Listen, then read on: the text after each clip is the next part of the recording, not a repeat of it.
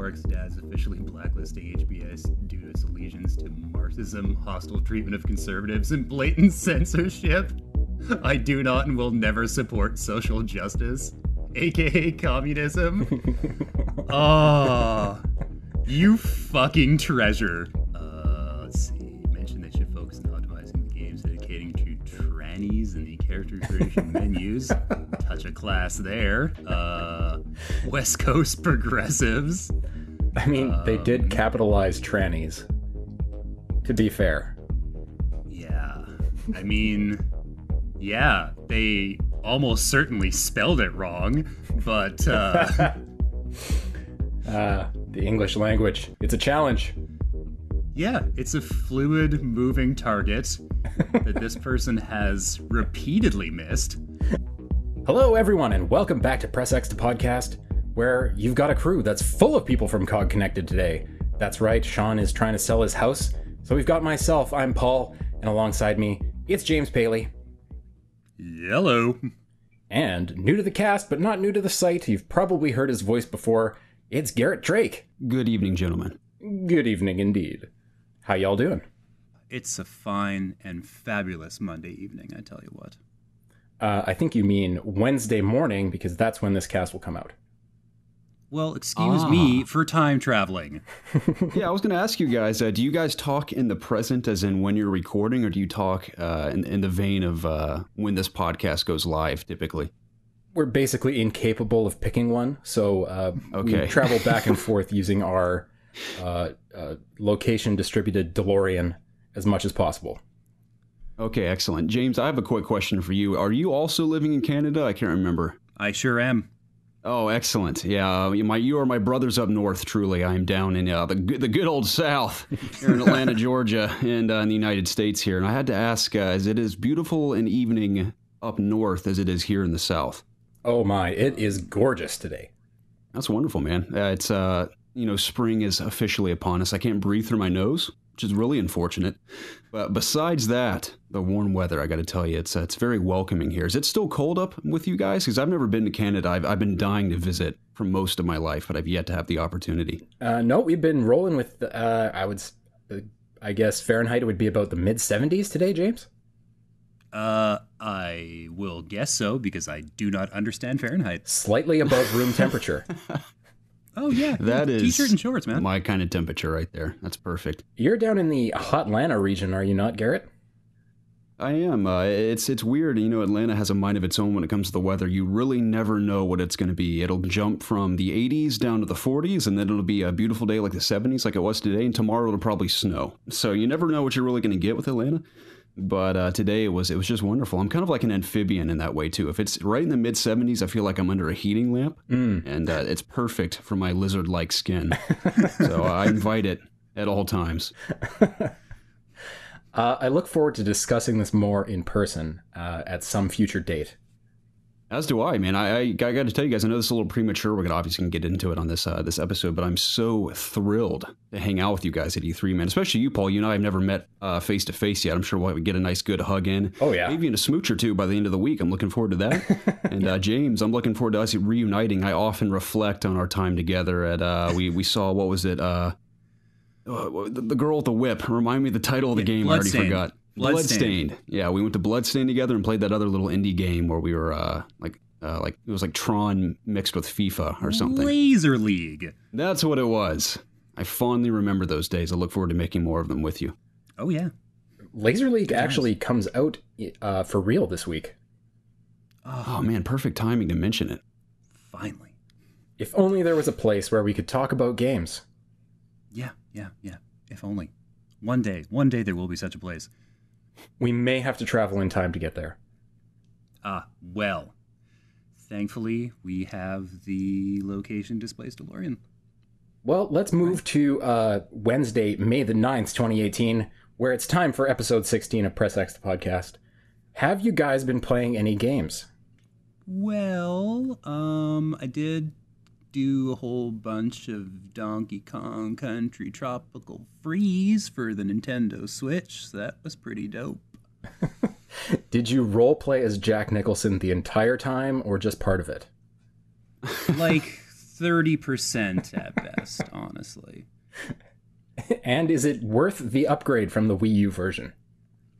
Honestly, if you've never played it, like if you've never had this chance before, then by all means check it out. It's a stellar fucking Nintendo title. But if you own it for the Wii U, I don't know if you want to double dip. The only thing that's really changed is you get to play as Funky Kong, and it's basically like a hand-holdy, easier difficulty. And the Donkey Kong Country series didn't like get harder when it moved to cool-ass 2.5D in this generation, so I don't know if I'd like 100% recommend that. I feel like that's a problem with Switch games lately. It's just kind of rehashing those Wii U titles. Yeah, they're not doing quite enough in some instances to justify any sort of double dip. And they're making it worse by selling it as a AAA title at a AAA price. Like, I understand that Tropical Freeze for the Switch is like a fully priced AAA game. And I don't know, guys, it's like 4 years old. Now, remind me, does this feature the old-fashioned Donkey Kong and Diddy Kong gameplay that I remember from 25 years ago? It does not exactly. You play as Donkey Kong, and you can pick up like buddies to like hang out with you and use their abilities. So if you have like Diddy Kong strapped to your back or what have you, and that's where they all go, by the way, when you play as Donkey Kong. They all just hop on your back and bless you with their powers. Diddy Kong has this dumbass like hover copter thing where he can like stay in place in the air for another few seconds. Dixie has that badass thing where she can almost do like a double jump, which is pretty cool. The hair thing. Cranky Kong, yeah, the hair thing. Cranky Kong will like give you the ability to like do like a Scrooge McDuck style pogo leap onto spikes and more dangerous enemies. So that's cool. Funky Kong he doesn't have partners. He just has all of those cool ass fucking powers like blended into one character who also can breathe underwater and is immune to spike damage and has extra health. It's, it's like, yeah. Does he? Sounds like my kind of monkey. Yeah. Yeah. It's a funky ass easy mode is what it is. James, man, I'm just green with jealous rage that you're actually playing the game. You reviewed it as well, didn't you? I sure did. That's rad. I have it installed on my Switch, but I have not touched it since launch day, unfortunately. I've been so terribly busy with life outside of video games that I haven't hardly touched anything. But I have it installed. I cannot wait to play it. I'm hoping to get to it later tonight, but probably tomorrow. Tomorrow's Tuesday. So yeah, Tuesday. I'm still trying to think in the vein of when this podcast goes live. Yeah, but, so you'll try and get to it yesterday, basically. Exactly. Yeah. Hopefully, I'm playing it as of when this podcast goes live. So I'm very excited to jump in. Based on your review actually got me excited to play it, and is the reason I downloaded it. So thank you for allowing the publisher to pay you for that positive outlook on the game, because I bought it because of that.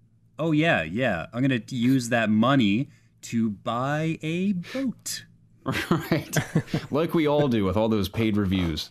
Yeah. I have a lot of boats, I'm going to say.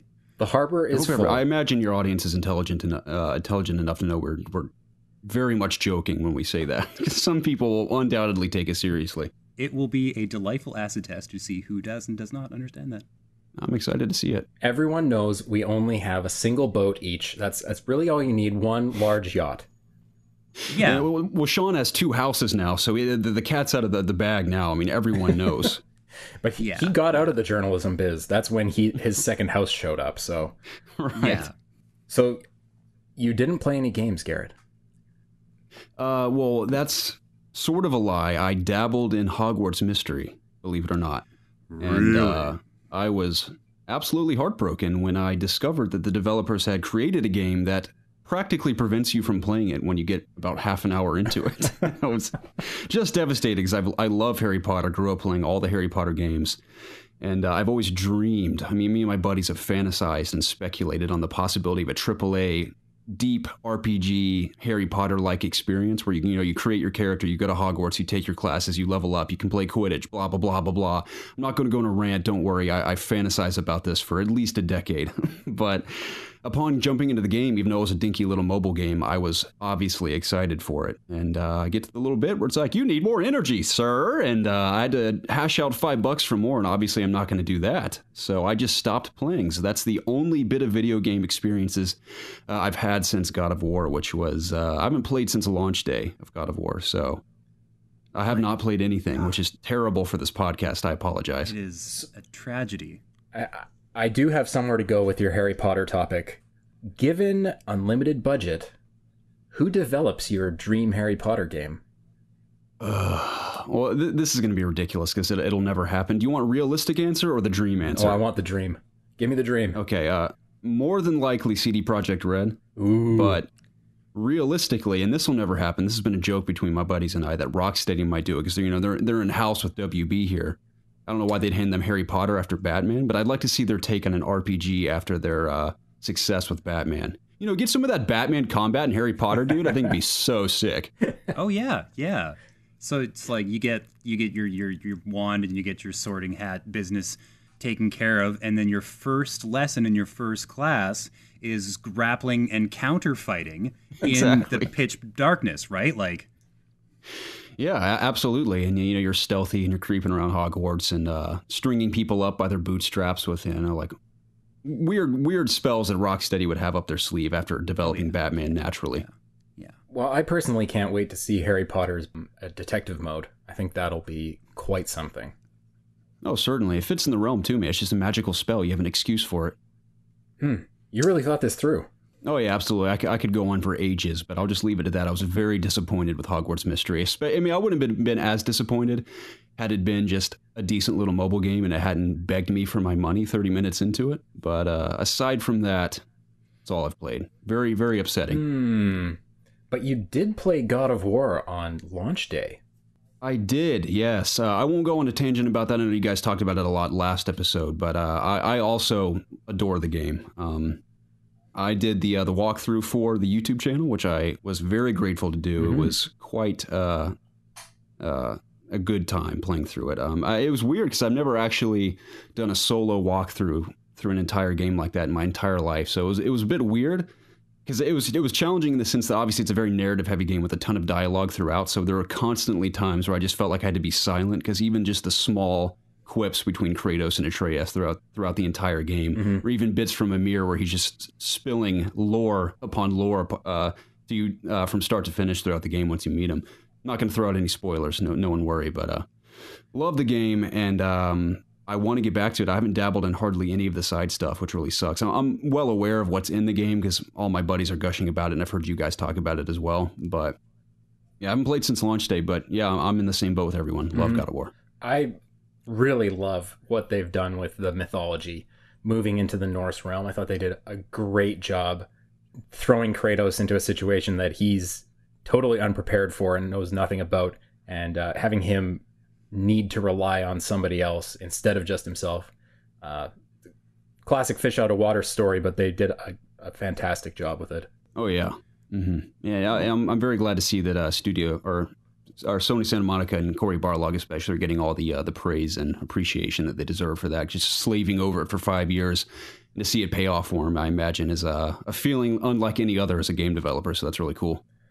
Yeah, as it turns out, people do indeed want single-player games. They are alive and well. Well, Yeah. Okay. So, okay.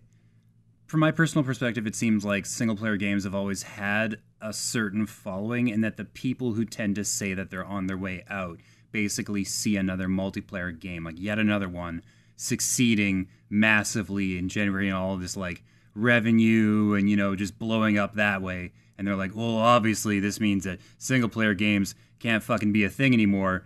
And then, you look just like a tiny bit harder than that, and you see that there's generally always some single-player games being talked about in the collective consciousness, like on social media and like all those channels like that.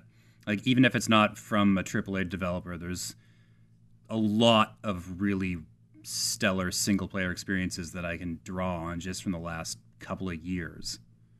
And when that's the narrative that online games are the future and that's all that people want to play, no one seems to be able to point to the single-player failures too readily.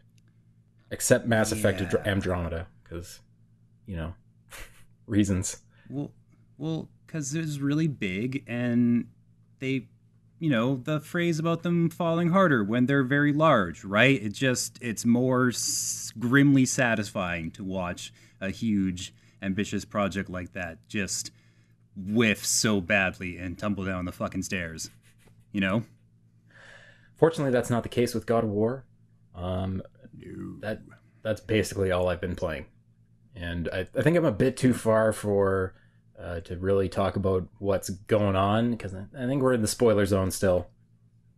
Yeah, I think we're just about at the end of it. I feel like 3 weeks or like a month at the absolute most is kind of your like for politeness sake, and then after that it's like instead of spoiler warning, it's really obvious spoiler warning. I don't know. Yeah, this weekend is open season.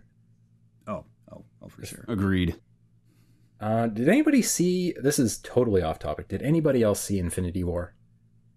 Yeah. Oh yeah. Sure as fuck did. And you hated it, James. I loved it, I believe is the appropriate term. Okay. All right. It was a carefully constructed 2.5-hour roller coaster that allowed for very little downtime or breath taking, so to speak.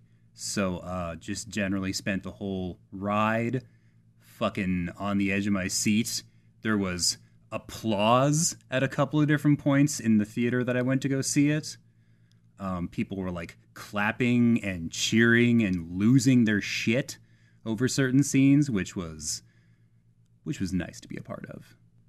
Oh yeah, I echo all of James's thoughts. That's what was the best part of it. Not only did I love the movie, but the theater experience just enhanced that completely, especially all the parts where people got super excited. So amazing movie experience, to say the least. Well, I mean, they've been working towards this one movie for the last 10, 15 years. Everything has led to it, and they knocked it out of the park. They saw that ball coming, and they crushed it. Oh yeah. It's fucking gone. It is gone.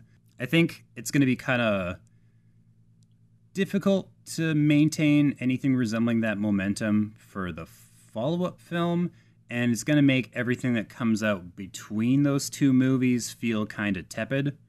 Because it's like, oh yeah, we have these crazy high stakes, but let's take a couple hours to talk about Ant-Man and the Wasp.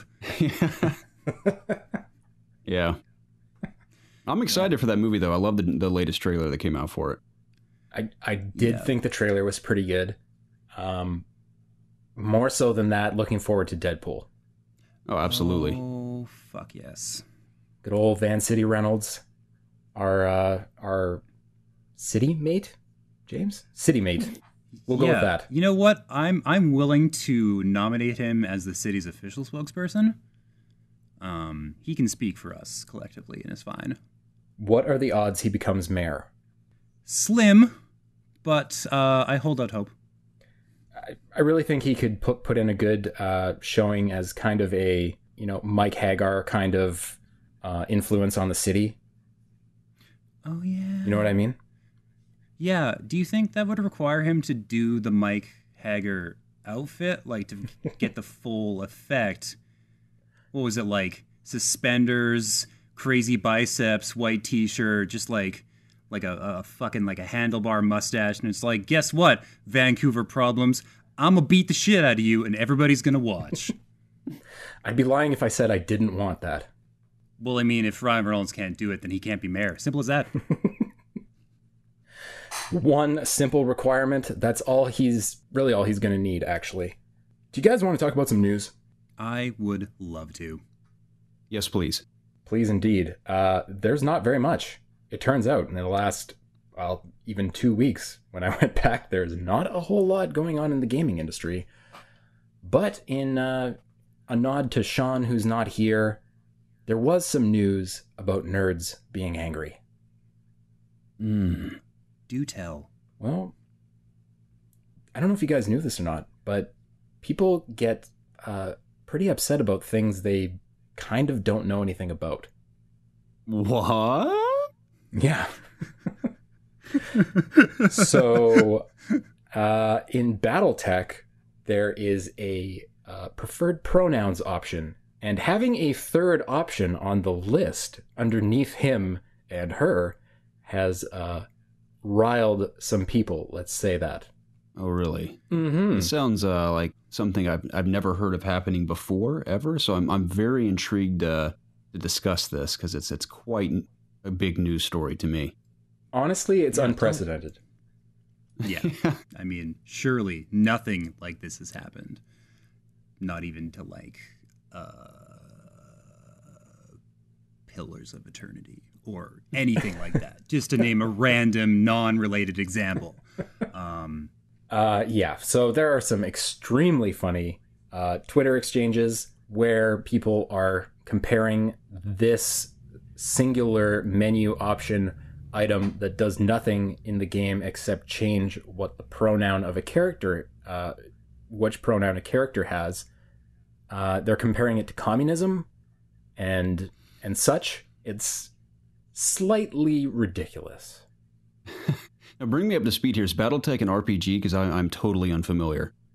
BattleTech is a rad ass tactical game where you pilot giant fuck off robots into battle to shoot, missiles and lasers and laser missiles at other giant fuck off robots in an attempt to, conquer the robot world or like the world or what have you. And it's so far been really well received. And I think that's one of the things that's letting this gain traction, because aside from this tiny, tiny little, almost inconsequential menu option, the game has been pretty widely praised as like a pretty badass entry in the BattleTech franchise.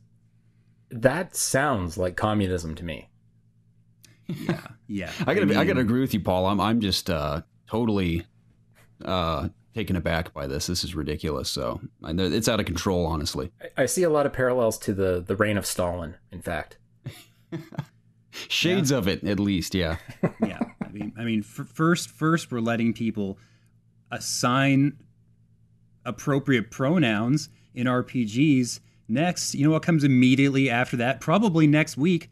Fucking breadlines, all right? It's happening, okay? You heard it here first. Breadlines by next Wednesday.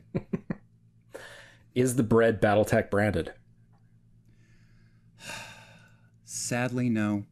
They'll be crushed underfoot in the impending wave of anarcho-communist chaos that will sweep the nation, tear down all the government buildings, and start shooting people in the streets. All thanks to this one lonely little BattleTech menu option. You fucking monsters. I can't. Damn it. I can't wait to read your BattleTech fanfic, James. It will be brief but poignant. Poignant? Poignant. That's the word. That's the word. I got it. Okay. I hereby approve this as a feature on the site. I would like a signed copy, please. Oh, yeah. I mean, there might not be more than 3 or 4 produced, so they will be very valuable. Oh, boy. In slightly more positive news, Red Dead Redemption 2 got a super badass trailer. Yeah, it did. It was pretty fucking dope. I agree. I was going to say, beyond the trailer, I mean, the trailers, of course, it looks beautiful. Very excited to hear more about the story. Obviously, we have an idea, like a synopsis of the story. But even just minor character moments from the Red Dead Redemption that stick with me even to this day. I'm excited to see more of those play out in the sequel, and or the prequel, I guess, or what they are describing as a companion piece to Red Dead Redemption. Mm. But I loved, even beyond the trailer, hearing about just the details within the world and how characters react to certain things you're doing and all you can actually do in the world. That's what I think I get most excited about with Rockstar games, is just their immersive open worlds. And that's such an overused term with open worlds in general, where someone's like, oh, look at that mountain, you can go there. Or these people have a schedule, you can follow them all day long and see what they do. I know that everyone says that, but I feel like Rockstar always truly delivers on that promise. And they continually expand upon that in every game they release. So I'm head over heels excited for October. Rockstar, For me, the thing that always sticks out for Rockstar games is their ability to accurately model something that makes no difference to the quality of the game. In the case of Red Dead Redemption 2, that is the horse junk. Accurately, I didn't even notice. Accurately modeled and animated horse junk. I mean, I feel like if you're on your horse, you're riding through the scrublands, the semi-arid desert, the sun comes up over a ridge and it like lights up the mountains and the skies and that beautiful pastel of orange and purples and pinks and yellows. But that horse dick is just not moving. It's completely stone stiff, frozen, lifeless, and you're just immediately taken out of the game. You're like, what the fuck even is this? You have a great point, man. I tell you, in this follow-up, I will at least take half an hour to analyze and appreciate the horse junk in all various forms of lighting throughout the game world. Yeah, I cannot wait for that video. I hereby approve that for the site as well. Oh yeah, I mean, I know we talk in jest, but I would almost guarantee that would get a ton of traction. Just analyzing the horse penis in Red Dead Redemption 2, just all around the world, just close up of it bouncing all across the open world, just for 5 straight minutes. You really have to nuance that title in order to let YouTube monetize it as well. Absolutely, it's going to be a tricky feat, but I imagine putting our minds together, we will find a way to overcome the horse penis situation, for better or for worse. You just refer to it as amazing horse physics in the title, and then it's just mostly focused on the dongs. That's all. But there's physics involved. I'm wondering all of a sudden oh God. Do you think when they mocapped the horses, they mocapped the junk? Oh, dude, that's a good question. I've got to know that answer. We need to find that out. So like with the suits where they have like the lights and stuff and like the lines or whatever, like gingerly netted over this thing's dingus. Like, is that? Do you think that that was happening?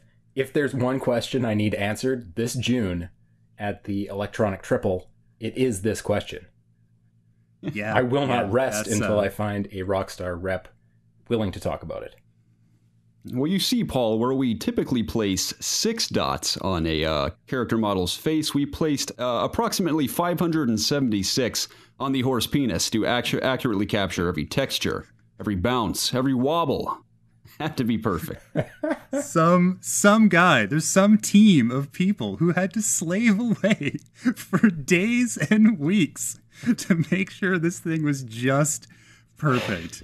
And we are just already killing it for the marketing department for Rockstar. I mean, that could really get the game going. Not that there's already not a huge amount of excitement generated for it, but that alone, man, that will spread like wildfire. The credits will roll in RDR2, and there's going to be about 30 seconds of scrolling underneath Dong Team.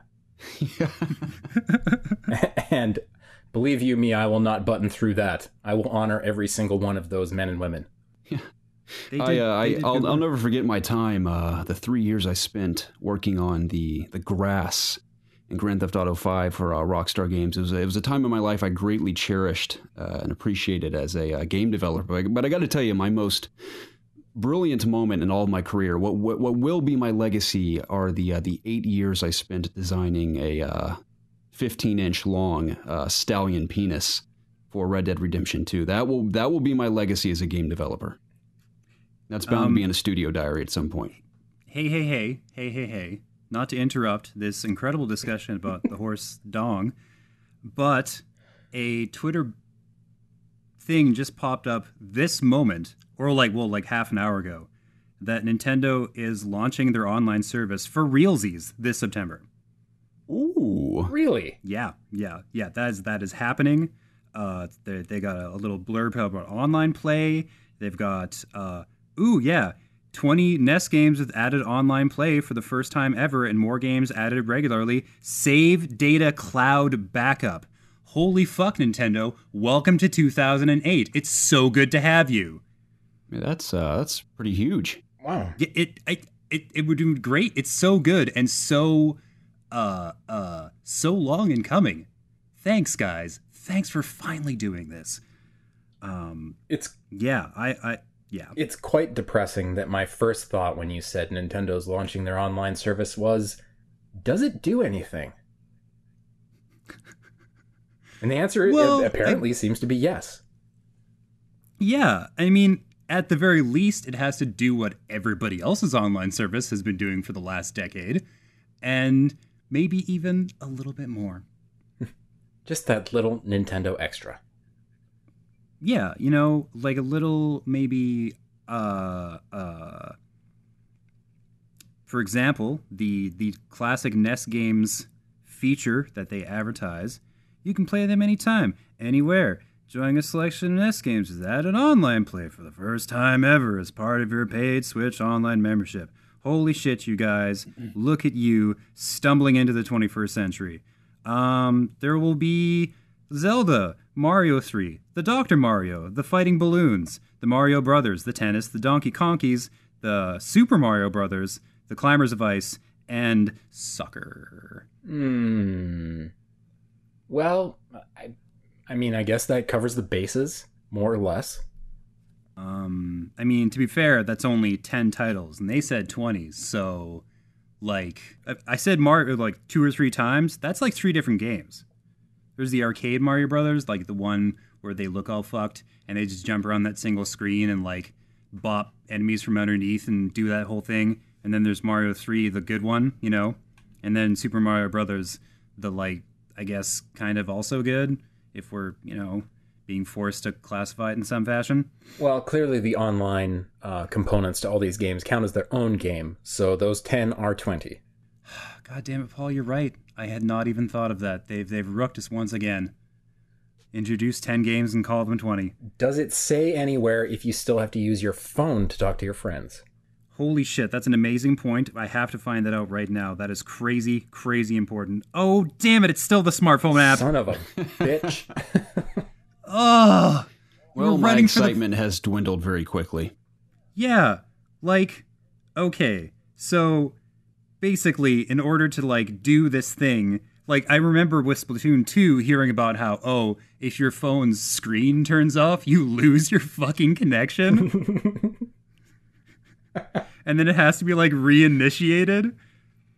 Oh, you guys know. They're still using this smartphone app. Oh, the finish line was right there, and then you slipped on a fucking banana peel. Oh, Nintendo. Yeah, in true Nintendo fashion. Yeah. The blue shell came upon them, smoked them in the back, and cost them the gold. How can it be that Nintendo can't approach a Discord, for example, and say, hey, we want to use your free service on our thing, and we'll call it Discord for Switch, and you guys will get a ton of free press. Yeah, and, like, traffic and, like, I don't know, whatever ad revenue they normally generate or however it is they, like, drum up the monies. We'll make some sick Nintendo emojis for Discord. Yeah. I don't know. It seems like a no-brainer to me, but, it's Nintendo. Yeah, obviously the better solution is to have a fucking smartphone app running and draining your batteries at a rate of about 5% every 15 minutes and turning an already cumbersome online play experience into something of a nightmare. Not to mention the fact that if you're playing in the Switch handheld mode, you in fact do need 2 pairs of headphones to make the online play thing a thing. Have the game audio in one ear and another set of headphones plugged into your phone, listening to your friends. Oh my god. Right? I mean, I've heard rumors, or like, not rumors, I saw press release pieces about companies coming up with like Nintendo Switch specific headsets. I would hope that they address that particular hilarious omission of functionality. But unfortunately, I can't remember off the top of my head which company it was, and my keyboard is really, really loud. I think you mean high quality. Yes. The clickiness is superb, like a fine wine. Can I get a few clicks? Let's see if you can properly hear them. Let's see. How's that? Ooh, Ooh, it's pretty good. Well, in our last piece of news for this week, the Federal Trade Commission is threatening the console makers. I don't know if you guys have ever opened a console before, but those little, your warranty is void if this sticker comes off, that is like super illegal. Ripping that sticker off? Yeah. Putting the sticker on is super illegal. Yeah, that's right. Putting the sticker on. Because apparently what happens is this is considered a breach of some long-forgotten law in the FTC that they're like somehow just now addressing. Because like those stickers have been a thing for a long time, right? On literally every electronic product that exists. Yeah, and there's like 6 companies that they got a hold of the letters for, but based on what you just said and what we all know, there has to be others who will be affected by this when it goes through. Basically, they were given 30 days as of starting April 9th to change their warranty policy and thereby remove those stickers. And, well, I mean, if we are currently in Wednesday, May 9th, does that not mean that we have hit the 30-day mark? And those guys have not done the thing. Yeah, I think I'll just open every piece of electronic equipment that I own right now. Yeah, right this second. Just out of spite. Get yourself on pictures on Twitter and Instagram, like slicing that sticker in half with like a penknife and like flipping 2 huge birds to like, you know, the company that put the sticker on. Yeah, with a lot of like fire in the background and maybe some screaming eagles. Garrett, maybe you can consult on the audio and visual cues that constitute freedom. Maybe a little bit. I mean, I had no. I mean, this was super weird to me too. For real weird, unlike the angry nerds from earlier. But what are the? I didn't really read into this yet. I saw that there was a headline on COG's website specifically, but I hadn't actually read it yet. Is it like a very serious? Is it very serious repercussions if they don't actually deal with this situation immediately? They're threatening legal action. So basically, if they don't take care of this in 30 days, it's going to open up lawsuits, which sounds pretty scary. But I feel like most of these companies could probably just like pay whatever fine they have lined up and not get hit too badly, unless they come up with some like real big boy consequences for not making any of these changes. I think it's, regardless of what the outcome ends up being, I think it's a win for the consumer because although there are some companies like Sony who make it really easy for you to upgrade your PS4, put a different hard drive or something in there, there are other companies, Microsoft, who would punish you quite severely for opening your Xbox and putting in a different drive, allowing them to, of course, sell new boxes with bigger drives, faster drives, etc., until the end of time. Or, you know, partnering with Seagate to make a 4 terabyte external for the X1X because every game file is like 100 fucking gigabytes. Yeah, they're absurdly large. Do either of you have an X1X? I do. I do. I have really not found very much to play on it. You wouldn't happen to know offhand what your largest file size would be, would you? Just out of curiosity. Not off the top of my head, but I believe Wolfenstein was in the vicinity of like 95 gigs. Like it's ridiculous. So a game is taking up a tenth of the drive. Holy shit. I bet it looks pretty though. Oh yeah. Oh, it looks real nice.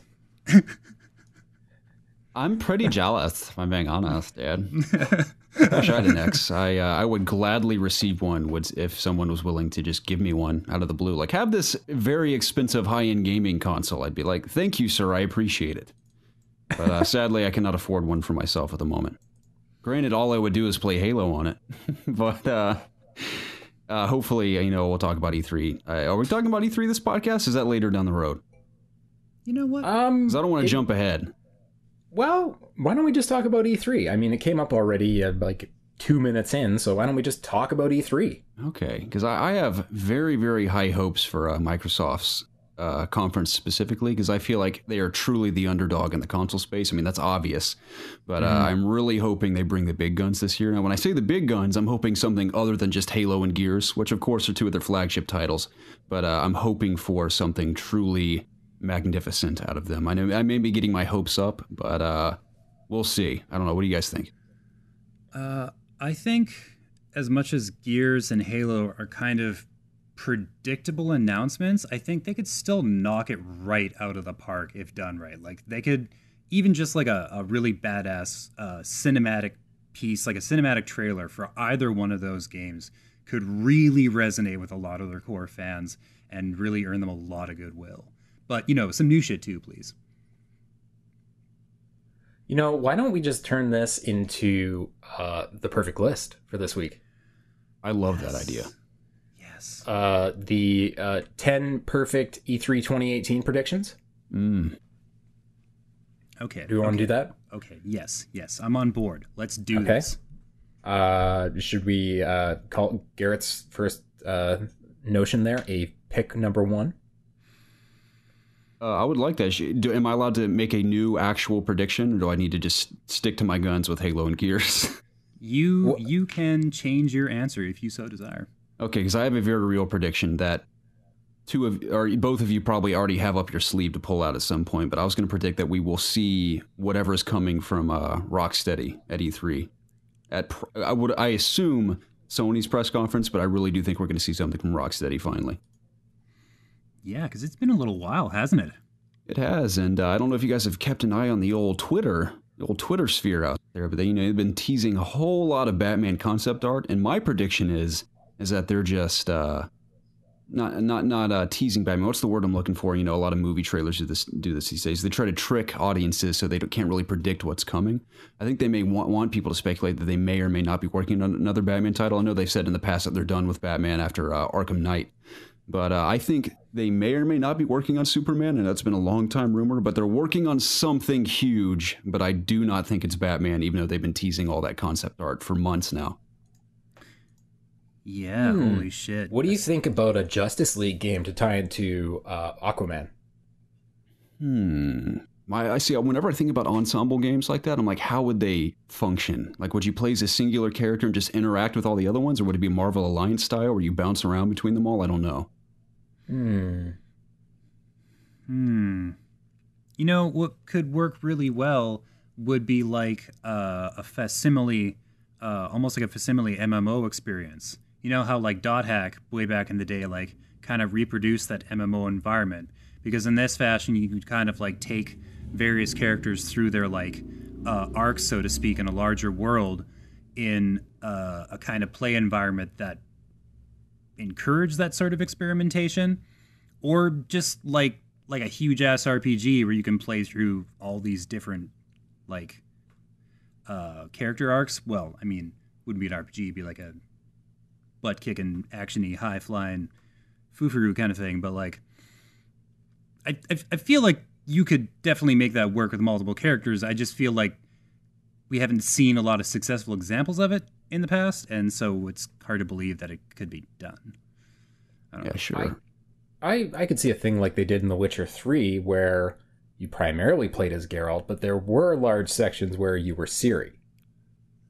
So, if you had a Justice League game, you could have the large majority of the game be Batman and Superman, and then just dabble in Wonder Woman and Aquaman and The Flash and all that stuff. Like your boy Green Lantern out there, Martian Manhunter, perhaps. Yeah. It could work. I think whenever I think about Justice League, even though I'm not a diehard fighting game fan, I think of just Injustice 2 and how spectacular its campaign was. I'm like, that alone almost satisfies me for a Justice League game, even though it's purely a fighting game. So one would have to question, would it be worth them developing another Justice League game? Granted, like you said, it could be RPG-ish in a sense where you play as multiple characters and do more than just fight things the entire time. I would totally be open to that, but that would be a question I would arise were I a studio pitching this to WB or whoever Like, whoa, there's already Injustice. Why would we want another Justice League game on the market? But I wouldn't underestimate the DC fan base. I'm one of them. I'm a huge Batman fan. So if Batman's even remotely near anything video game related, I'm going to get my hands on it one way or another. So I don't know. That is a very good point. DC fans in general, desperate to grab onto something, anything, please let it be good for once. Let it be good. If they made a decent Superman game, not only would it be fucking unprecedented for the character's history with the medium, but it would earn everybody involved a lot of goodwill. Even specifically, especially if it was Rocksteady, because they have proven themselves capable of handling a DC property with some deftness and skill. And I don't think we've ever had a good Superman game, and it'd be really great if there was like just one. Well, don't forget about the one on N64, man. That's an all-time classic. And if I were developing a Superman game, that would be in the back of my mind the entire time. It'd be haunting me day in and day out. Yeah, I think it haunts the people who made it already pretty consistently. Yeah. Let's be honest, it haunts anyone who's ever played it in this moment. Watched people play that, and it hurt me inside. It is truly, truly atrocious. Yeah. Well, one tiny little side note before we move on from the Rocksteady idea and the Batman idea. Real talk, I hope that WB Montreal has one more shot at Batman, because I truly believe that Arkham Origins, in spite of its faults or its shortcomings, really was solid. Especially in terms of the story, and I would really like to see their follow-up to Origins, because they have all that room to play with, because Origins takes place 8 years before Asylum, so there's 8 years to play with that version of Batman, so I really think they deserve another chance. I don't know if we'll see another Batman game at this year's E3, because my prediction is something from Rocksteady, but while we're on the subject of Batman, I'd like to see WB Montreal have one more shot at the character. It's possible, possibly not. They might have used up their shot based on the critical and commercial reception of the game, but that WB has a lot of money to kick around, and if they believe there's an audience for it, they might do it.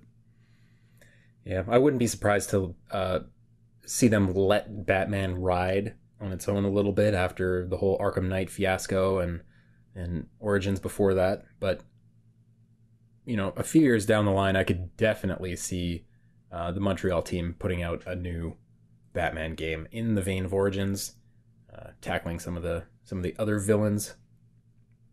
Yeah. Okay, who's next? Who's predicting next?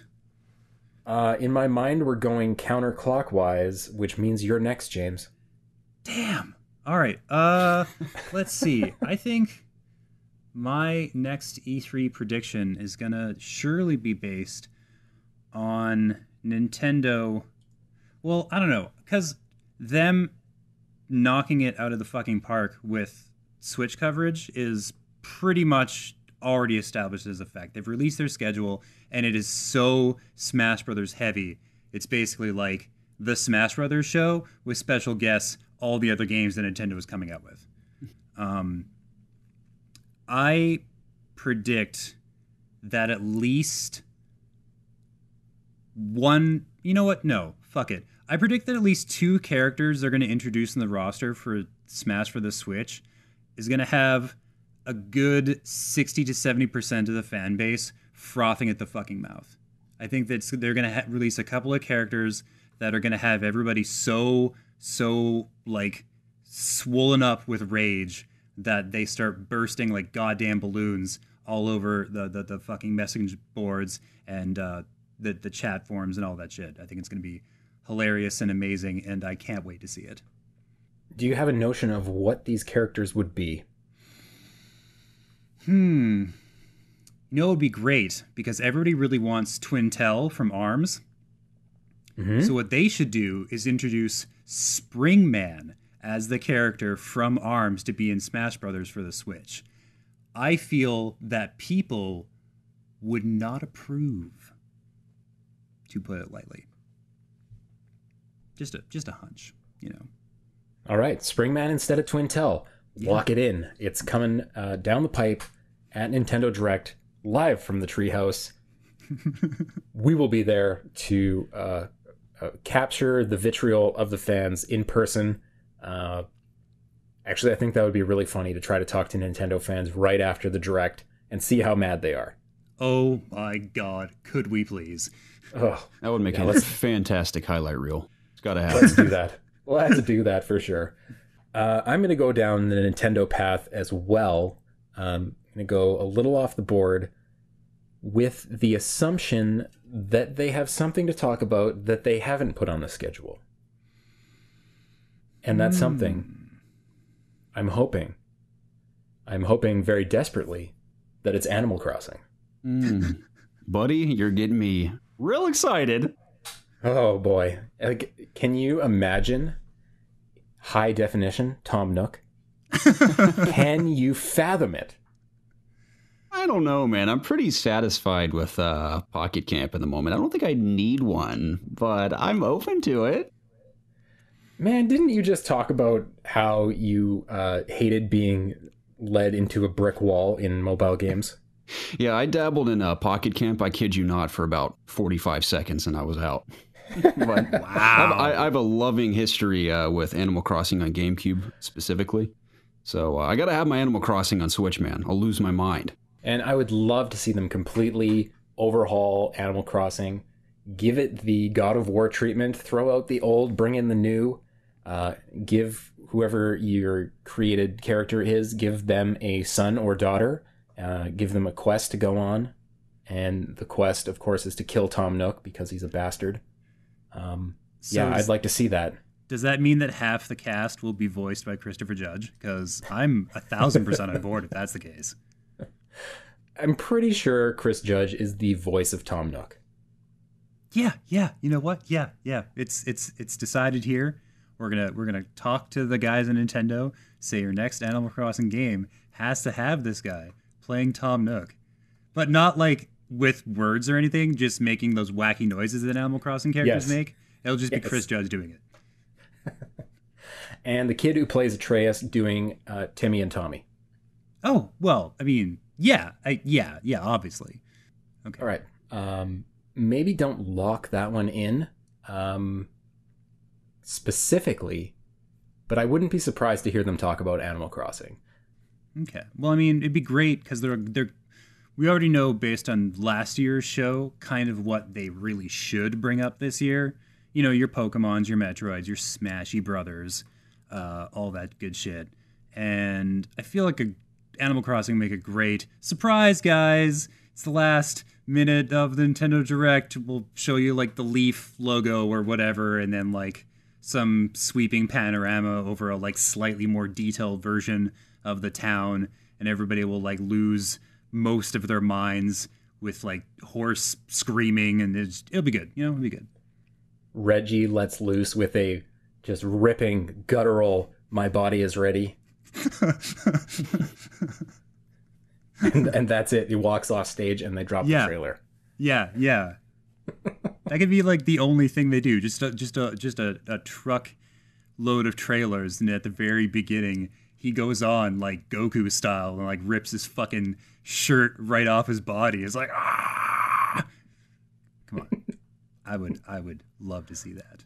I feel like Reggie's famous quote in recent years where he's like, if the game's not fun, why bother? That needs to be right before the breakdown of like the heaviest either rock song or dubstep track you've ever heard in your life when they come out on stage, because obviously they have these big announcements, and that quote so perfectly fits what Nintendo does with their games.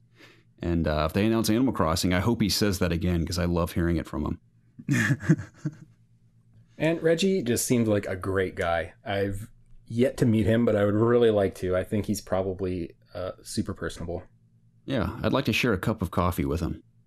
Yeah, that seems like a good plan. And talk about the importance of erecting a golden statue of myself in the middle of my Animal Crossing town so that my animal dwellers, my villagers, can bow down and worship my success of paying off my house. Because that's what's most important to me in an Animal Crossing game. It's the golden statue at the end. Giant golden idols. Exactly. Celebrating your accomplishments. It was funny. I like symmetry and things to be in order so in certain situations in my life, specifically like in an RPG where I can decorate my home, for example. Animal Crossing, everything was very organized in my home, but I was very frustrated when, of course, my golden statue goes up. I'm like, that's beautiful. I look incredible. And then my sister shared a town with me. We were children, playing on the same GameCube. I'm like, I told her she needed to pay off her house too, so we can have 2 golden statues lining the sidewalk up at the entrance of our town. So when our friends come over with their memory card and plug it in and visit our town, they're going to be blown away. We have these giant golden statues of ourselves. But I slave over my sister's account to pay off her home. It took me weeks. Even did the cheat where you change your GameCube clock to like earn loads of money way faster than you normally would in the game. And then she gets a silver statue that's half the size of mine, and it was it looked lopsided when you walked in. It drove me insane. That's totally besides the point. It does not benefit this conversation whatsoever. But that really bummed me out when she had a silver, shorter statue in that game. I have no doubt if you get into the same room with Reggie, that will become a topic of conversation. Okay, that's good to know. You would be up with your next pick, Garrett. Oh, crap. Okay, I'm going to go with, I think we're going to see Blue Point announce the next game they're remaking at Sony's press conference. Officially announcing, they teased it. The next one we're working on is huge! It's a beloved classic. I think they're going to announce it officially at E3. Yeah. And what do you think it is? I'm terrible at predicting this kind of stuff. I've been trying to predict it since they said that, and I have absolutely no idea. So yeah, I hope it garners the same amount of hype and excitement that Shadow of the Colossus did when they revealed that officially. But I don't know. What do you guys think? I think that somebody came onto the stage for one of the shows. I can't remember which one, wearing like a fucking medieval t-shirt. And I feel like they're going to spend a disproportionate amount of time on that particular project. And maybe don't. I don't know. But it was a skeleton in a game that played exactly like Spyro the Dragon. So Skeleton the Dragon. Yeah. You know what? Fuck it. I take it back. Let's fuse these two properties together. Zombie Spyro making, I don't know, terrible jokes. I didn't get very far in that game. And it'll be great. People will love it, and it'll be a great way to close out the Sony conference. Just a long 7-minute discussion between 2 of the creators going into great detail about why this doofy-ass remake is such a critical component of Sony's success story. Only if on the stream they cut to the crowd and show the COG crew again, and we're all sleeping. Oh man, that'd be even better than last year. Man, I was at home and I was watching the stream and I saw you guys and I freaked. I was freaking out. I was just like desperately slacking Sean. I'm like, you guys are famous. You know who was actually famous was Alex Everett when he did that amazing, like, who gives a fuck slow clap right in the middle. Like they just managed to cut to him at the perfect time, and he looks like he would just rather be like anywhere else in the world at that moment. God, what a triumph. He's like, I should have stayed outside with the food trucks. Yeah, I mean, yeah. It's fine. Everybody has different allegiances. He would probably at least give Sony the time of day if his watch was already out and in front of his face. Maybe we'll have him on a cast or a segment or something at E3, and God, that would be rad. Then everyone can meet the joy that is Alex Everett. Yes, please. Okay. All right, James, what's up next? Next on the list of things that are definitely going to happen at E3. Well, I'm pretty sure we're gonna get. What would be really great, even though I don't have high hopes, would be like more about Bloodstained. Just something, just like anything besides, because we had like that tiny little demo section that we looked over last year, and to be honest, it was fun and it played really well and it was really rad, but I'm finding more and more that those tiny little vertical slices that they expose you to at these events sort of don't catch the whole story. And I really want to get a better glimpse of what Koga or like the Igavania brand is bringing back with this title, because the like Metroidvania genre that this guy essentially pioneered has advanced in leaps and bounds since Symphony of the Night. And I can't help but feel that if they don't bring something appropriately amazing or different or unique or stand out in some way, the Metroidvania genre has been saturated to the point where bringing out like a throwback is probably going to fall flat in its fucking face. Mm-hmm. Yeah. Yeah, I'm with you on that. Out of curiosity, do you have a favorite Metroidvania game? You know, I've played a few that were pretty rad. There was one like crazy monster type title for the DS where you played this like child and her monster companion. You journeyed through the standard yada yada yada backtracky mappy nonsense, and it was a cool concept.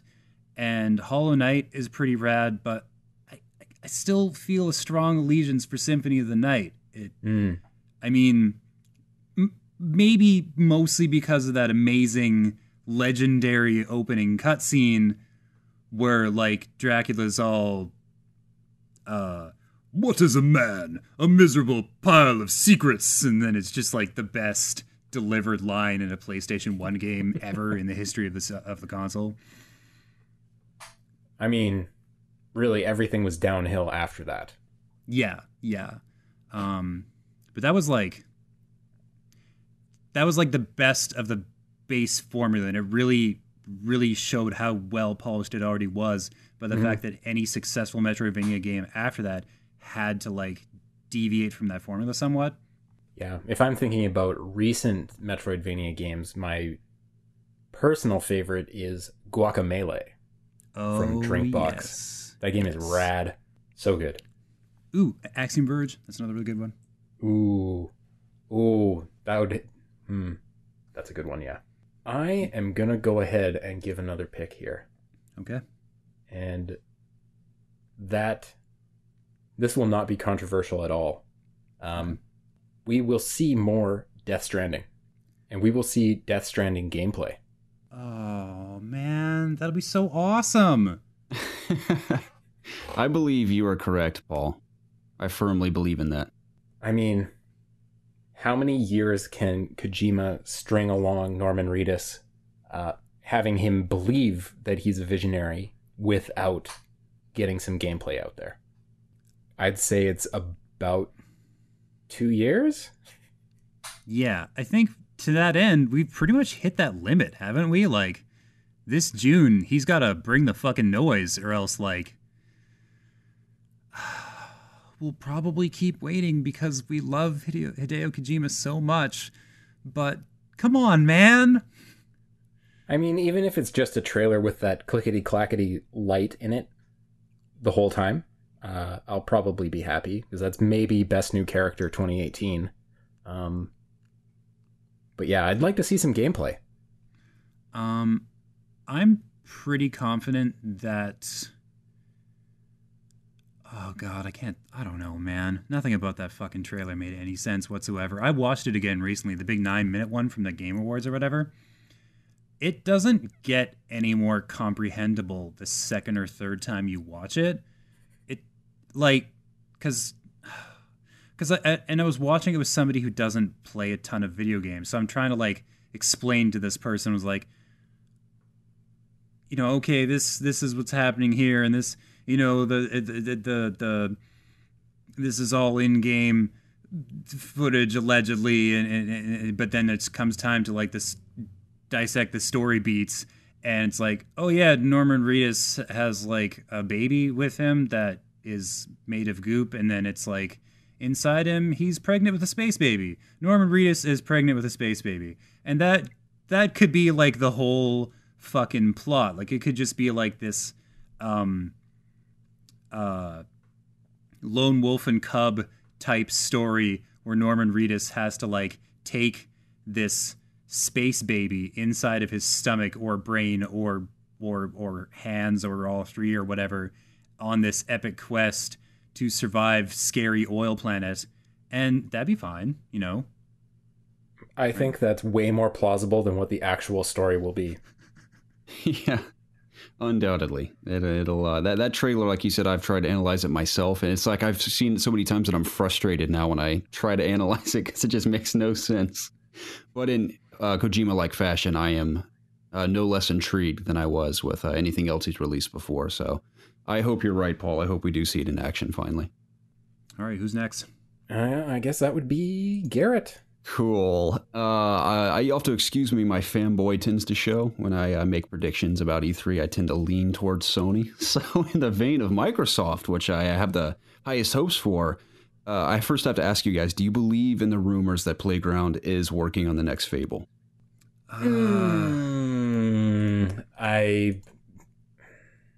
Based on recent Microsoft history, I think it's very plausible that they are working on Fable. However, as an optimist, I'd like to hope that they're not. I was going to say something along those same lines because I love Fable so much. Now, Fable 3 was a massive disappointment for me. I love Fable 1 and Fable 2 I like a lot as well, but Fable 3 I didn't like so much. So I have high hopes for the reboot, whoever it comes from. But yeah, I don't know if that's the thing. Developers, I feel like, have surprised us in the past. I mean, I'm trying to think of a prime example, even in recent years, where a developer made something that blew everyone's minds and no one thought they were capable of doing it. I'm trying to think of what it is, but I don't underestimate Playgrounds. They make brilliant racing games, obviously, but can they apply that same prowess to a mystical, magical, English humorous type RPG? I don't know.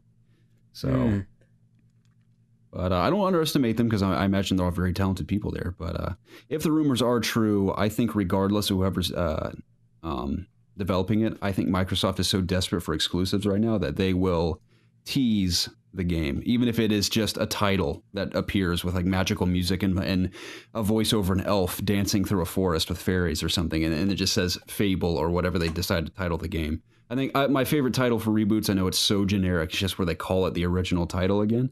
Just like, I don't want to jump ahead. No, I'm not going to say that because you guys might steal it. I'm going to save that for my last one. But I think they will tease the next Fable. That's all I'll say. Any thoughts on who's developing it if it's not Playground? Man, this is hard. What do you think, James? I think if it's not Playground, they'll bring it mostly in-house. Like, it'll be like Microsoft Game Studios and then like some new group that may or may not just be like an assembled branch of in-house employees under a slightly different umbrella. Because like you said, they really need more exclusives really, really badly. And even if they have like, I just think they'll have like the IP present in some form at any cost, just to make sure they can shore up their defenses against the fucking onslaught of new stuff coming from their two big competitors. Yeah, my bet, this is highly, highly unlikely, but my bet, because I like to take the long bet and go for the big payout, is that they canceled Scalebound so that Platinum could work on Fable. You're onto something there, Paul. Because I think Platinum's proved themselves with games like Nier Automata that they can do things that are not just character action, and they can get it done. So, bring on Fable. I'd probably poop my pants if that was the reality, if I'm being honest. Just hope we're going to the Xbox presser, aren't we? I can't remember. Oh, yeah. Okay, yeah. If you're sitting next to me, expect just rancid sense coming from my rear end if that is the case. But all right, Oceans of Poop. Okay, coming up. Yeah, for everyone surrounding me, for their sake, I hope it isn't Platinum Games, because I will panic with excitement. Sounds like another viral video. Add it to the list. Yes. James, do you have one more pick in you? Well, I had Bloodstained. I had Smash. Let's see. I don't know. I think I'm going to say the same thing I said last year. Please, God, let there be something, anything whatsoever about Final Fantasy VII, the remake. Just a word, just like a little waving outstretched hand from Square Enix, being like, "Hey guys, we're rapidly becoming the company that can't make a game in less than 10 fucking years, but we're making progress, just something."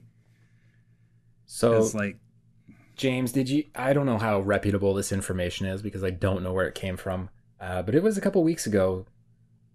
Someone was out on the internet saying that Square had in fact scrapped everything that CyberConnect 2 had worked on for the FF7 remake because it was so bad, and they basically had to start over. And this was quite recently. You really know how to ruin someone's night, don't you, Paul? I think it's possible. Okay, I think it's possible. I think the timeline might not be exactly that. Like, I don't know. They probably didn't scrap the fucking CyberConnect 2 team 2 weeks ago, or so I want to believe. I feel like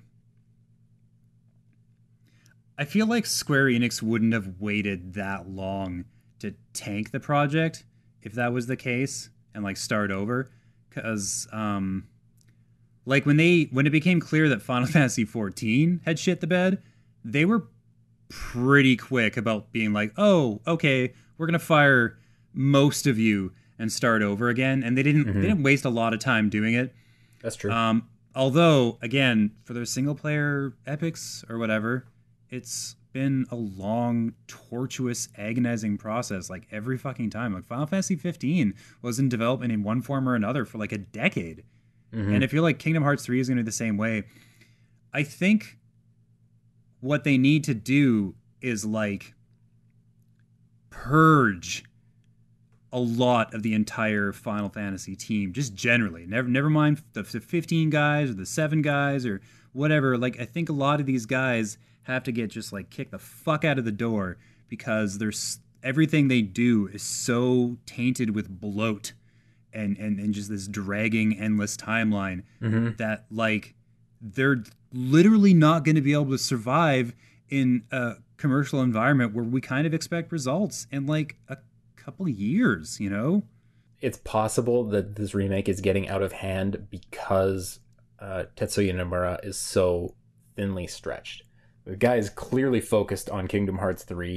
He knows that game has to come out eventually, please. And because of that, the FF7 team is just kind of left to their own devices, and he's kind of checking in here and there, but he doesn't really have his finger on the pulse.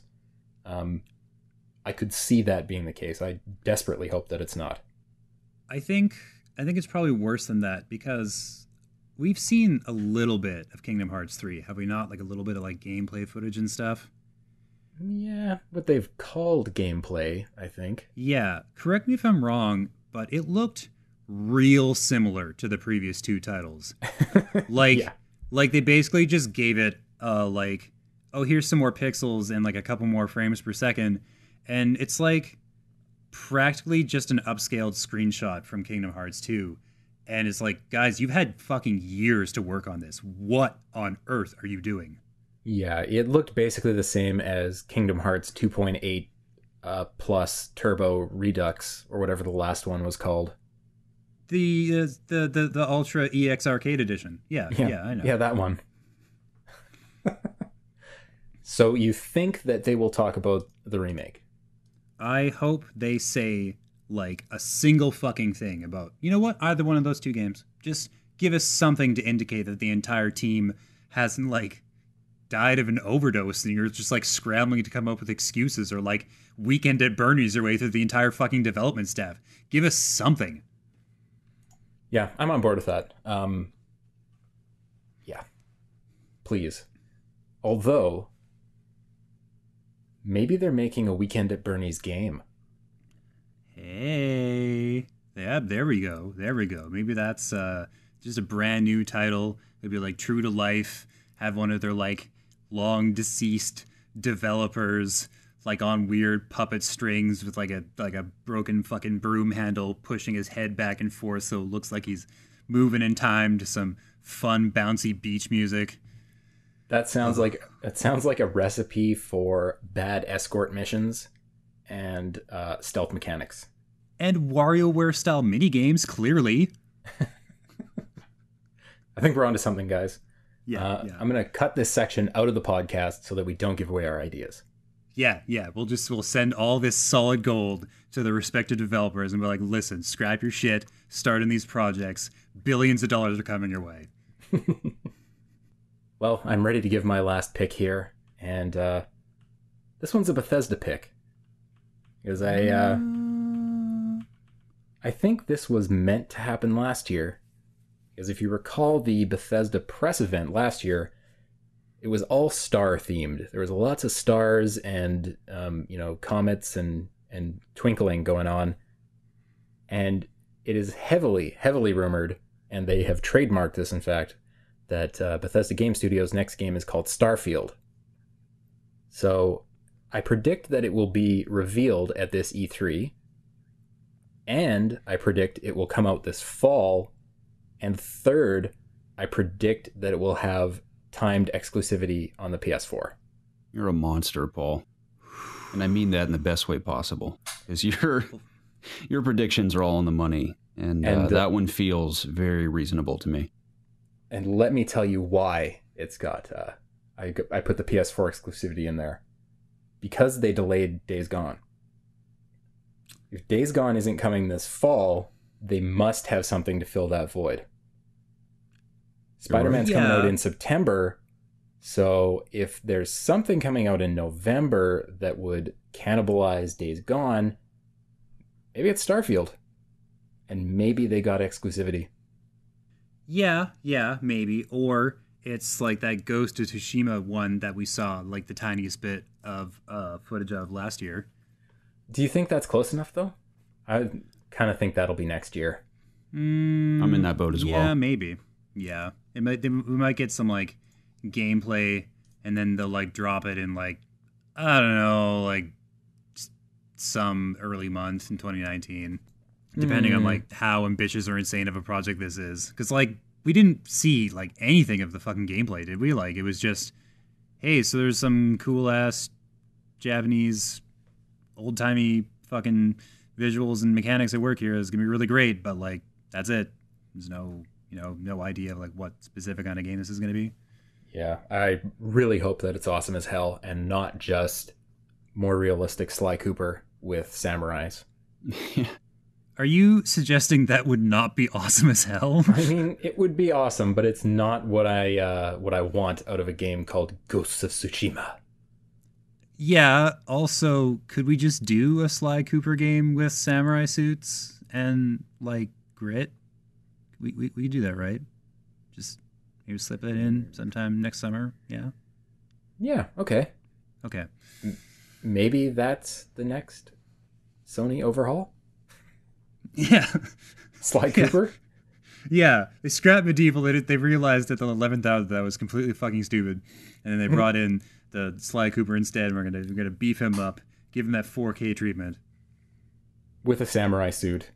With the samurai suit, clearly. Perfect. Garrett, One more? bring us home, buddy. Make it a good one. Am I the big finale? You are the big finale. Oh, dude. I don't want to fail you. I'm going to give one that's, this is a little embarrassing, I have to admit. It's very, very on the nose. I'm pretty sure everyone's already predicted this, but I got to throw it out there because I'm excited. The new Splinter Cell will be revealed at Ubisoft's press conference, and the Splinter Cell fandom, however big it may or may not be out there, I feel like it's rather small. I'm not a diehard like my best friend is, but I'm definitely an avid fan of the series. And I have high hopes for Sam Fisher's return. And I think the Wildlands little DLC add-on where he was featured is just to whet everyone's appetites. And I believe that he will officially be revealed at Ubisoft. I think that is as close to a lock as we've got on this list. Cool. Yeah, I think so. I'm a little worried. Okay, this is betraying another aspect of my ignorance, of which there are many. But the most recent Splinter Cell game, what exactly was the core gameplay like? I have to know. Like, basically what I'm asking is, has the Splinter Cell series drifted into the open world sandbox gray tone hellscape that is literally every Ubisoft title that they have? Or does it still like distinct in some way from that kind of quivering mass? Like what's the story there? It was basically, yeah, it was the Ubisoft of a few years ago. So yeah, it was basically like all those games. It was nothing like the glory days of Chaos Theory and Pandora Tomorrow. So yeah. Sorry, James. Damn it. I got to be honest, though. I even though that is a Ubisoft staple with all their games now, I would be sort of open to seeing Splinter Cell try to tackle something like that, even though I feel like I can roleplay as Sam Fisher in Wildlands already, so I don't see the point in doing Splinter Cell like that. But to give it the sort of Metal Gear Solid 5 treatment, I wouldn't be totally opposed to. Because I'm in the minority when I say I really enjoyed Metal Gear Solid 5. Now, granted, this is also embarrassing. That is the only Metal Gear Solid game I've played from start to finish. I know that's going to blow some minds. I've dabbled in ones in the past, but I've never finished any of them but that one. So when I say I enjoy that, that's coming from someone who doesn't have a history with the series as a whole. But I liked the open world aspect of that game where I kind of felt like I was controlling more elements to that world rather than just Sam Fisher himself. But I don't know if longtime Splinter Cell fans would also enjoy that, but that's something I'm open to seeing them try. But again, you make a good point with Ubisoft's games all being open world, and Wildlands basically is Splinter Cell with multiplayer, so I don't know. Yeah, this would be a great opportunity for Ubisoft to demonstrate that they have more than one tool in the toolbox, right? Like, you know, show us that you can still kind of make that happen. Although, to be fair, Mario Rabbids Kingdom Battle was not an open world sandbox experiment. That was a different thing, and good for them. So maybe Splinter Cell will also not be in the sandbox. Maybe it'll be a little more crafted and narrow and small scale. So what if it was kind of like Rise of the Tomb Raider with linear sections or more guided portions, but then opening up into kind of these smaller open hub areas where you can do stuff? I'm kind of into that idea. I like that a lot. Maybe Sam Fisher is like in a jungle the entire game or something, and it has various regions, not unlike Tomb Raider, like you described. That'd be kind of cool. Mm-hmm. Yeah. I guess it is kind of hard to avoid open world stuff altogether because it's sort of the new, well, not the new hotness. It's sort of the hotness at present. We've already seen what happens when people try to cash in on the new hotness. It doesn't always work, aka Radical Heights, aka BMX car crash 2018. Yeah. I can't help but chuckle anytime somebody brings up Cliffy B these days. Friend of the show, Cliffy B. Yeah. Long time friend of the show. Dumpster fire stunt choreographer extraordinaire. Good God, Radical Heights, what happened? How did it get this way? What did they do to you? Yeah. The question is it an upgrade from Lawbreakers? Oh, no. I don't know. Lawbreakers was at least like different, you know? Lawbreakers had like ideas and they had things they wanted to do and they executed them. And you could shoot behind you and you could careen through the air and you could do all that wacky high level shit that nobody cared about. But I mean, it was there. Radical Heights is just like they reached into a fucking bag of buzzwords, pulled out 4 of them, and was like, clearly this is a video game. Yeah. They had 2 hats. In one hat was the type of game they were going to make, and in the other hat was vague inspiration. So they pulled out Battle Royale and Far Cry Blood Dragon? Yeah. And I mean, I'm sorry. Cliff, if you're listening, I know we rag on you almost every episode, but we do hope that one day Radical Heights truly does reach Radical Heights. Yeah, and in like a glorious way, not like a stepping off a ledge in a final act of personal agency kind of way, but like the good one, the good first one. Oh boy. You know what is so ironic and almost tragically poetic is I feel like Gary Jules' Mad World from the Gears 1 trailer has come full circle with Cliffy B's experience as a lead developer and director, and that song just echoes throughout his career over the last however many years it's been, decade at least. I think I heard a story that he picked that song for that trailer at the last minute because he was going through some intense personal shit, and he was like, can we use Mad World for like the big trailer? And they're like, you sure? And then he's just like, yeah. It's just like really meant a lot to him at the time in a personal fashion, and now the song haunts him and his accomplishments and his ups and his downs forever. I'm really rooting for Cliffy B though, dude. I'm a longtime fan of his games, and I like Lawbreakers a lot. I still think it's a solid hero shooter, even though it came out at the worst possible time imaginable for it. But for the sake of Radical Heights, like you said, even that we're hoping that it reaches Radical Heights, I love an underdog story, and I'm hoping Cliffy B reaches rock star status again, because that is my favorite version of Cliffy B when he is a literal rock star of the industry. That was the best. So I hope it succeeds as well. So good. Well, speaking of rock stars, let's talk about the releases for this week. All right, let's do it. There are a few. That Conan Exiles game is coming out on yesterday. That's on PS4, right?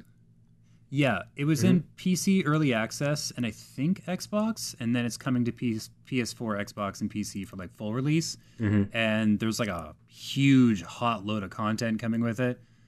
Some of which looks pretty cool. There's like this monster invasion thing that you can do where like when you're building your cool ass fort or base or whatever, it can get rushed by a huge horde of like terrible beasts, some of whom are like super big.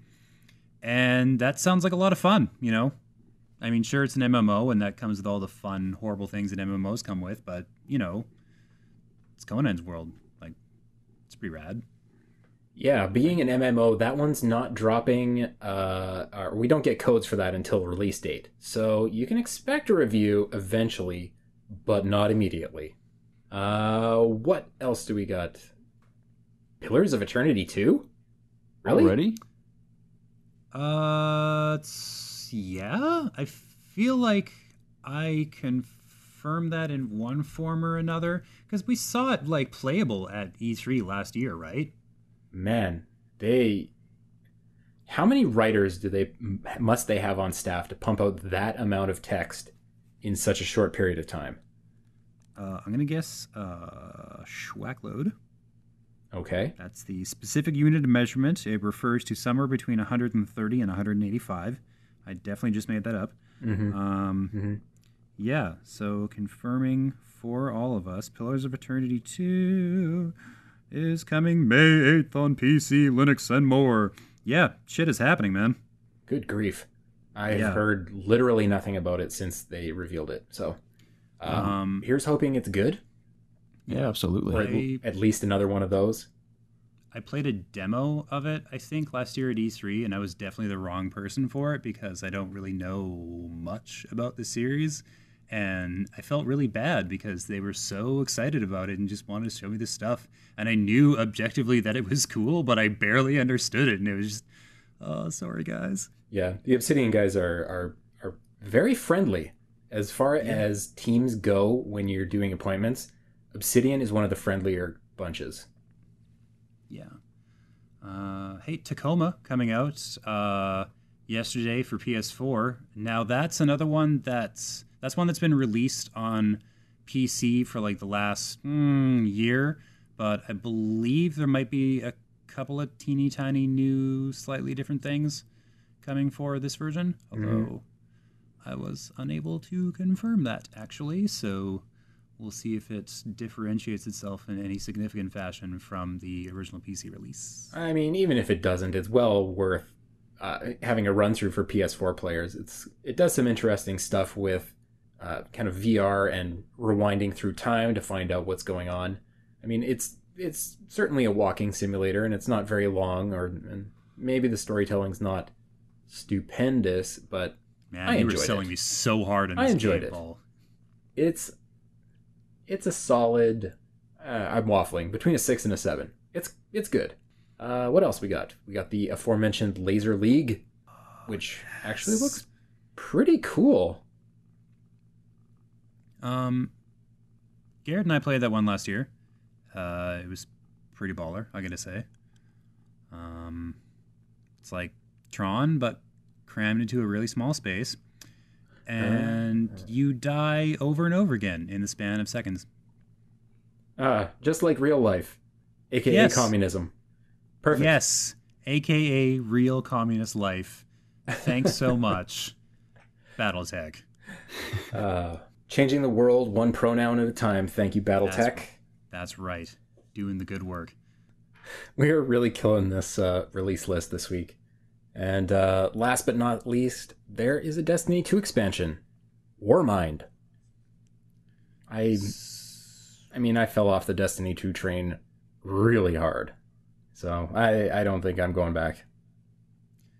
I feel like a lot of people did. I feel like I heard about that. Like Destiny 2's numbers were tanking slightly, which is probably why they were selling the game for like $10 or $15 on Amazon. Hey, that stock is not going to move itself. No, and I mean, if you reel people in with a super low price base game, then you're like, oh hey, Warmind for only 2 to 4 times what you paid for the base game, for like a small amount of extra content, guys, Have we got a deal for you? Yeah. And this is the part of the podcast where we would talk about the email, which I checked. Yeah. And nobody emailed us. My God, really? Man, Yeah. we are losers. And we suck. God. Well, let me publicize our email address so that you can send us an email. Because, we honestly don't get that many. So if you send us an email, it is quite likely that I will read it on the podcast. And you can send that to pressxpodcast@gmail.com. That is pressxpodcast@gmail.com. And if you don't like email and you prefer companies that may or may not have sold data to Russia indirectly or directly, you can get on our Facebook group. Yeah, PressX Facebook, where you can ask us the questions that you would normally ask us by email or, carrier pigeon or Pony Express or, what have you. And we will almost certainly get back to you.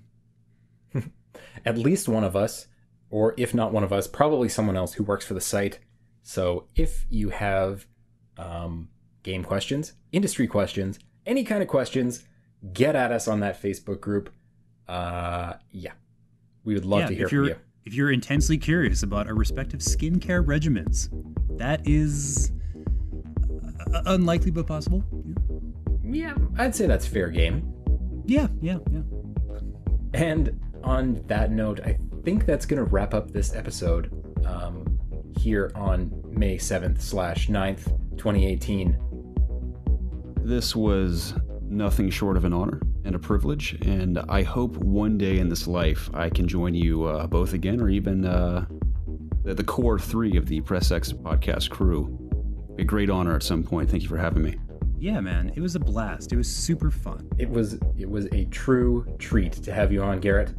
We've been considering in recent weeks having more than 3 in the room as our comfort levels get higher and higher, and we wear less and less pants. That means there's more and more room for voices. I like the sound of that. Mm-hmm. It's a fair trade, really. There's a pants to voice ratio, mathematically precise, that we can't disturb. However, we can alter. Amen, brother. All right, thanks everybody for listening. If you liked what you heard, please share it. Yeah, Just share it. Just do that stuff. Yeah. Spread it to the peoples. And into the world. The world, indeed. Until next time, it's Paul, James, and Garrett signing off. See you later. See ya. See you later.